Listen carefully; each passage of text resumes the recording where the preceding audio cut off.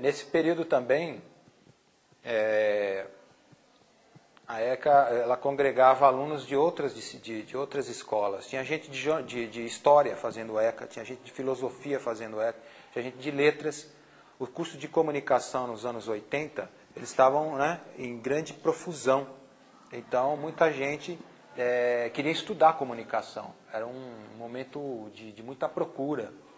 Tanto que daquele período para cá, foi se tornando cada vez mais ampla, né, e maior a procura pelos cursos de jornalismo, publicidade e propaganda.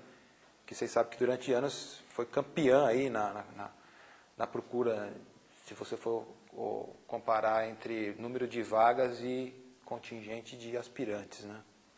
Olha, aqui eram uma verdadeira pleiade, vamos dizer, um substantivo curioso, né, mitológico, de professores fantásticos, né? Você tinha aulas maravilhosas. Eu lembro, por exemplo, de um professor de cultura, que era o Timochenko Vebi, que era um teatrólogo, que dava as suas aulas com uma grande desenvoltura, quase que como se representando um papel, porque essa era a atividade dele.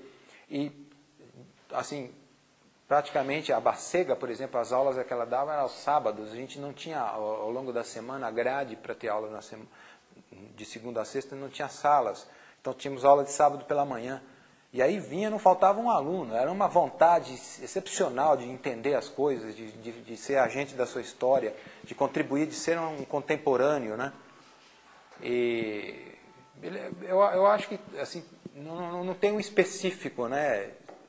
Eram momentos assim, esplendorosos de você entrar num universo, como dizia o Borges, né? Uma biblioteca, num labirinto, onde tinha tanto saber, onde tinha tanto conhecimento, que você se sentia fecundado o tempo todo. E aí você queria fazer também. Então aí você tinha gente fazendo poesia, gente fazendo pintura, gente fazendo artes plásticas, gente te representando na frente da ECA, que eram pessoas do teatro, gente tocando música, que está aprendendo, né, naquele então, os primeiros passos no curso de música. E existia uma efervescência muito forte, né? E os professores, você encontrava com eles nas salas, você tinha interação com eles, eles recebiam nas próprias salas individuais de trabalho deles, nas suas oficinas de trabalho. A gente saía juntos, né? Tinha uma integração, né? O campus era um campus em que as pessoas lá fora, ao redor desses jardins, estavam próximas, muito próximas, porque os grupos eram pequenos. E esse fato de você ter 100 alunos fazendo as mesmas disciplinas durante 2 anos, dava uma interação, né? Dava uma força, né, entre eles, né? Eu acho que a vida ela tem uma escrita misteriosa. Embora a gente também esteja escrevendo com as nossas mãos, ela tem também outras mãos escrevendo a nossa história.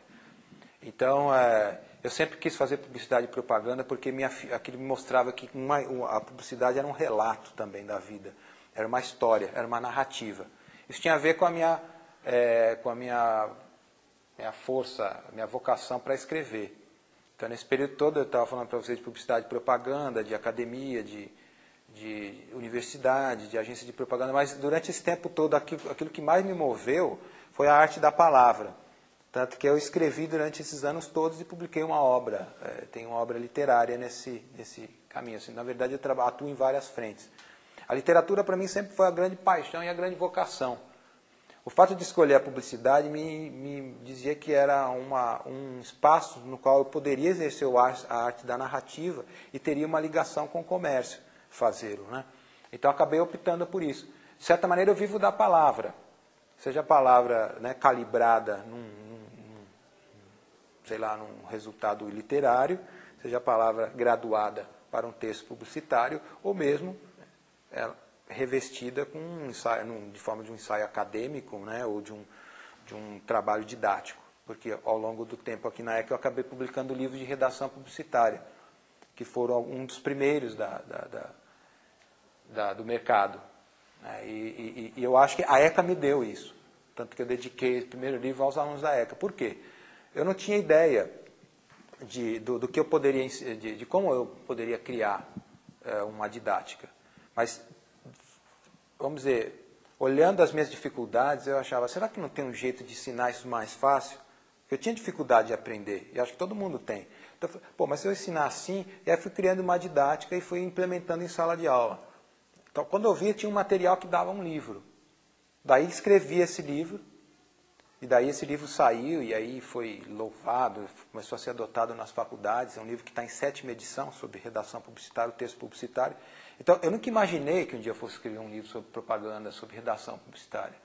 Então, os sonhos, eles trazem, né, o ingrediente da vida junto, né, como dizia o Calderón de la Barca, a vida é sonho. Quer dizer, ao mesmo tempo que você sonha, você vai vivendo.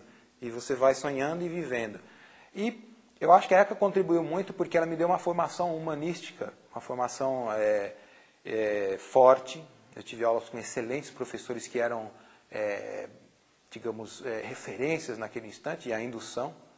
Ainda que a gente possa falar o que se for da ECA, as grandes cabeças estão aqui. Eu tive aula, por exemplo, com Marilena Chauí, tive aula com Oswaldo San Giorgi, tive aula com a Maria Aparecida Bacega, tive aula com Luiz Sérgio Piratininga. A gente via, no primeiro ano que tive aula aqui na ECA, se tinha ainda um peso e uma tristeza da ausência do Paulo Emílio Salles Gomes, um grande acadêmico aqui, e vez por outra passava-se o Glauber Rocha por aqui, porque o Glauber Rocha era um admirador do Paulo Emílio Salles Gomes, que tinha a sua casa aqui, por exemplo, na ECA.